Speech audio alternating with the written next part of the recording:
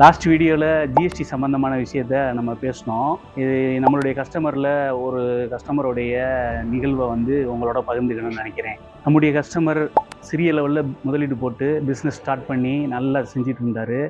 அவருடைய turn over அப்படியே கூட்டிகிட்டே வந்துச்சு. ஒரு கட்டத்தில் போகும்போது ஒரு மாதத்துக்கு 2.5 லட்ச ரூபா அளவுக்கு நம்மளுடைய பொருட்களை எடுத்து வியாபாரம் பண்ணுற லெவலுக்கு வந்தார்.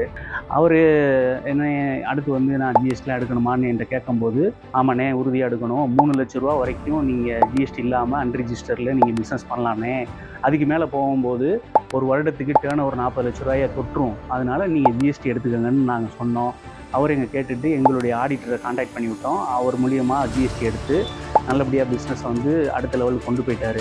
அவருடைய பிஸ்னஸில் இப்போ நம்மளுடைய மிட்டாயோடு சேர்த்து மற்ற பொருட்களையும் சேர்த்து ஏஜென்சியல் லெவலுக்கு செய்கிறாரு. இப்போ அவருடைய டேர்ன் ஓவரும் நல்லா டெவலப் ஆகிருக்கு.